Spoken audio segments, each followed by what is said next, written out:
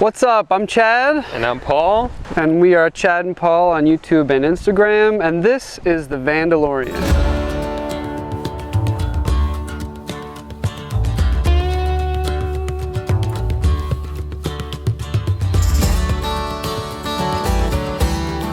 So the first cool feature before we get in is the roll left screen. These screens are really great. They're built very well, and one of the cool features is it has a magnetic closure. So if you're going in, you can slip right in and the bugs don't follow. When we first got this, I sat here for like an hour just doing this over and over again because it's so dang cool. So welcome to our galley. This is the home of some successful but more failed meal attempts. One of the things we like about the galley in this van is it's pretty spacious. There's a lot of working space. We have some Korean countertops which add a touch of class, and we also have a pull-out space here to get some more chopping done. We have our Berkey water filter here. If you don't know what a Berkey is, are you even van lifing it? I mean, these things are great. They really filter out everything out of water. You can pull from multiple sources, and we love it. So she always follows us wherever we go. We have a 2-burner propane stovetop. I think we have 25-pound propane tank. We have your basic sink. One of the things that's tough about this fan is we have only 18 gallons of fresh water, which is pretty limiting, you know, and if you do a lot of cooking, I don't know about you, but I burn a lot of pans, and so I have to do a lot of cleaning, and you need water to clean. So one hack that we have here is we filled a spray bottle with some water, which conserves your water supply. So you can kind of spritz it down, you know, wash up your pans, and then rinse it off with this. It's also really good at keeping your husband back. We have a good amount of storage in the kitchen. We have some overhead cabinets that we keep all of our pantry stuff. And up here, what we call our pizza oven. Holds a lot more food and supplies that we need. One of the downsides about the van is we have a pretty small fridge that we have to squat down to get to. See, and stuff is always falling out because it's deep, so you have to stuff a whole bunch of stuff in there and pull everything out to get to it. There's also a freezer compartment up here, which tends to freeze over because it's not separate. But in a small van, you got to make compromises. So we went with a smaller fridge and a smaller fresh gallon tank, just so we can have a smaller van that's a little bit more mobile. So this fridge is a 12-volt fridge, and we have a good amount of solar on top. We have 230 watts of solar, and we have an additional solar panel that's portable that brings us over 300. And that's pretty much enough power to support fridge use. Also, we have a huge lithium battery pack, which we'll get into in a bit, that powers all of our appliances here. And coming over here, we have a microwave and a convection oven, which is nice if you're into Great British Baking Show and you want to show off some of your baking skills. So you can bake in here if you want to. There's also a grill setting and a roast setting too. And it works really well, again, because we have a nice lithium battery pack here. It can support good microwave and convection oven use. And coming down here, we have some decent sized drawers for all of our cutlery. So one of the main reasons that we got this van, the Winnebago Travato, and it's a National Park Foundation edition, is the huge lithium battery pack. So it's run by Volta, and their Pure 3 system. So we have 11,600 watt hours of power, which is huge. I mean, we can run the AC all night or all day if we need to, and we really never think about power. There's also a 3,600 watt inverter and a killer alternator that charges things up really quickly. So we feel like we have unlimited power. But let's talk about the ways that we charge all of that power. So the most efficient way is to cruise at highway speeds for about an hour and a half. Again, with that really nice second alternator here, we can charge up a depleted battery fully. Some other great features of the lithium system in this coach is you can run a manual charge. And what that does is you can actually kick the chassis into high idle mode, and it'll charge those batteries without the need to drive on a highway or run a generator, which is great because we boondock primarily. So we never plug in, we never stay at campsites. We're usually staying out in the woods for an extended period of time. So we need the ability to be able to charge that battery pack without needing to find a highway or an interstate to drive on.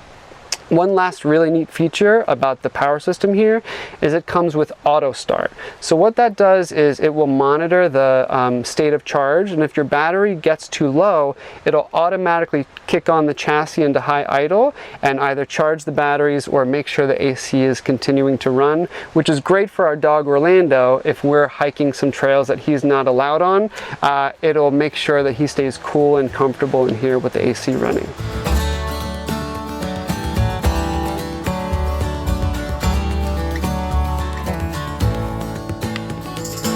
We had regular 9-to-5 jobs. We were living in New York City. I started to look at different ways to be more remote and so that we could live anywhere, because as an attorney, I was pretty much stuck in New York City. That's the only place I was licensed. So I found different ways to make money online and started work doing something called drop shipping on eBay, and Chad started to help with that and it really started to take off. So I quit my job and could be anywhere. And then we started looking like, where should we go? What could we do? Chad found living on a sailboat, which I thought was just nuts and totally insane. That was my dream. That's what I wanted. So the van was actually a compromise on that. And so I also moved my business to remote. So being able to do that has enabled us to really travel around the country. So welcome to our bedroom. As you see, we have 2 twin beds here, which I think is a little bit unusual for vans. A lot of them have either a big bed in the back or some sort of Murphy bed, but we really liked the 2 different beds, so we each have our own bed. You know, in a van, we're together all the time, which is great, but it's also like you don't get any alone time, and you don't have any personal space. So it's kind of nice having my own little personal space. Like, this is my bed, this is Chad's bed. His one is a little bit longer, and we have lots of big cabinets up here for all our clothes, so plenty of room here for everything.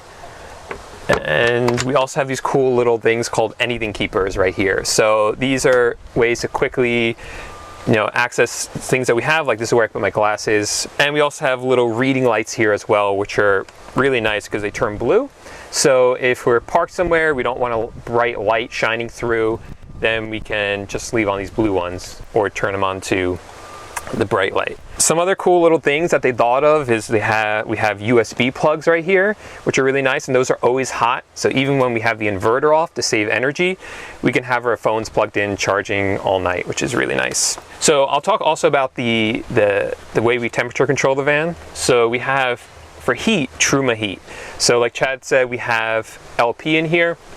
So the Truma works on either electric or propane or a combination of both. And it does a fine job at keeping us warm. We can't bring the van in places that are too cold because then the plumbing, it's not designed for that because it's outside the van. So that could burst. So we keep it pretty warm temperatures where we travel, but it can get chilly at night in some places, so that definitely helps. So for AC, we have a Coleman Mach air conditioner. It's pretty great because it's one of the more quieter ones. And because of the inverter that we have, we're able to run this plus the microwave at the same time, which is really nice. So we don't really feel like we're making a lot of sacrifices there. And because of lithium batteries, we're able to run this all night with no issues. Let's talk about the entertainment in the van. So we do have a TV in here. It's not the greatest TV, it's just like 720p, but we don't spend a lot of time watching it. We try to get outside the van more than anything else. And we do have surround sound with a DVD player, which is kind of a joke because who uses DVDs these days, but that's the way it is. This is our internet station as well. Getting online for us is really important because Chad and I, we both work remotely. We actually own our own businesses. So Chad was a speech pathologist and now he does it remotely. So he does that through Zoom calls. And we also do drop shipping on eBay and Amazon and have YouTube channels and teach people about that. So we need to be connected all the time. So the first thing we use is our phones, and we have Verizon for that. We can hotspot off of that. We also have this with AT&T, and which is just a little hotspot that works really well. And then we have this one, which is through T-Mobile. And so between the three of those, we have pretty good at staying online all the time. Then we have our WeBoost. It's a little antenna that boosts the cell signal in the van. So once we turn it on, you know, if we're somewhere rural, we have really low service, turning on this WeBoost, it will give us an extra 1 or 2 bars, which is a difference between being able to do work while we're boondocking or having to drive into the city to do it. So really, that's awesome. And then finally, we have our dock here for the Nintendo Switch because we like to play Mario Kart sometimes. Chad's still trying to beat me, hasn't done it yet. So the final thing in the bedroom is we have this table here. So the way this sets up is there's poles in here that we take out, put them into the base here, and then put the table up. Honestly, we never use it. It's such a huge pain to set up. We also have storage under the bed here. Anywhere you can squeeze in some storage, it makes a big difference when you're in such a small space. So we have some here and some here. That's where we keep our laundry. And there's none under my bed, but yeah, it's great. Both these seats swivel 180 degrees. This one, we don't really do it because there's no room over here. The other thing we have up here, which is kind of cool, is we have this sign that says, hey, we have a dog in the van and it's air conditioned, so don't try to break in and save him because he's safe. And I have my phone number down there if anyone needs to call me for whatever reasons.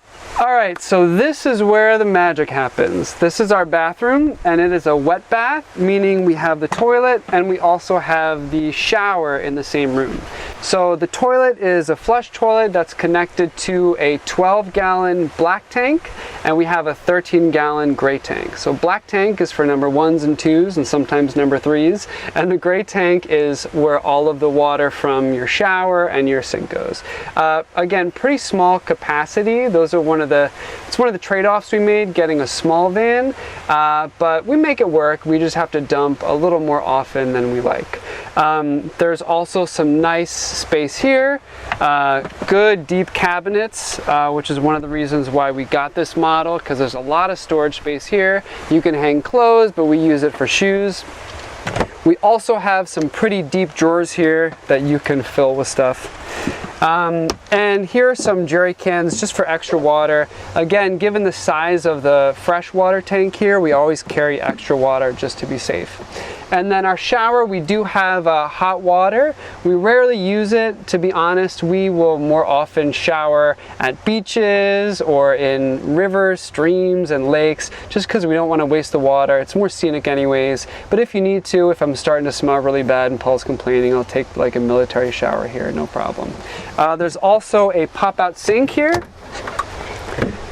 It looks pretty cool and swanky, but we rarely use it because it drains into the black tank, which we want to conserve.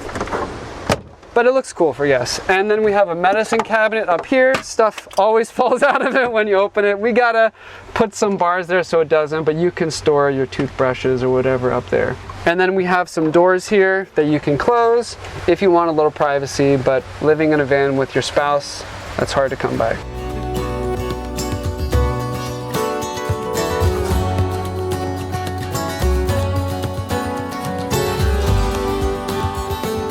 What do you think are some adjustments we had to make in our relationship or the way we communicate moving into it? You just can't let things fester. Like in a house, you can go to a different room and then you can kind of forget about it, and then those things kind of build up under the surface for a while. Mm-hmm. They do not last long under the surface when you're living in a van. They come up to the surface really fast. So you got to talk about your problems. And you also got to realize that in the van, you're constantly bumping into each other.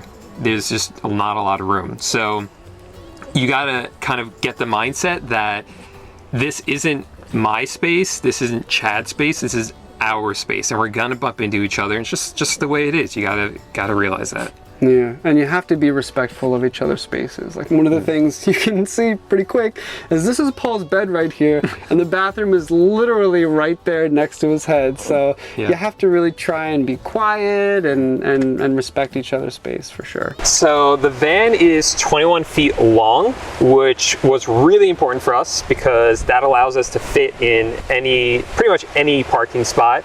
We didn't want to have to, only park in RV spots or whatever. So this just gives us a lot of flexibility. For our lifestyle too, we like boondocking in the mountains and forests just as much as we like boondocking in cities, so we wanted to make sure we had that flexibility. We also have some other things that make that possible. So our tires are more all-terrain tires. Now, this is only front-wheel drive, but you know, these tires, they do make a little bit of a difference. And we also have sumo springs installed, and those will make sure that our ride is a little bit smoother when we're going down a bumpy road, which is really nice to have. Now, we went with the glass sliding windows. You can also get acrylics that kind of pop out. The acrylics have better insulation, but what we like about the glass windows is when you're boondocking and they're open, it's harder to tell that they're open. If you have the big acrylics, it's pretty obvious that you're living in there and they're wide open. We also have some speakers on the outside if you want to have a party outside, and an awning that has lights on it. So we'd like to set up camp outside, put some chairs, and just relax and enjoy. And coming around the back, it's a nice bike rack and a yoga mat, which is our gym on the go. And then we have a ladder that also doubles as a drying rack for our laundry. And going up to the roof, we have 230 watts of solar and an additional portable solar panel if we need more. But really, with such a huge lithium battery pack, the solar is just a drop in the ocean, and it really just maintains our fridge and other appliances. We also have our WeBoost up on the roof. Because we work full-time on the road, we always need to stay connected, and the WeBoost cell booster is key because we found it consistently gives you an extra 1 to 2 bars wherever you are, and we've been, you know, in the middle of the desert and able to connect to Wi-Fi, which has been great.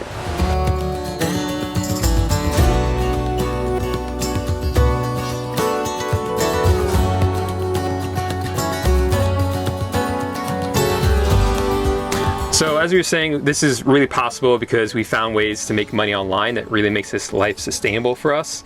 So if you guys want to check out exactly what we do, you can check out my YouTube channel. You can easily find it just by searching for Paul and the word eBay. I come right up. That's my YouTube channel. And I give a lot of information on there, different ways to make money from the road.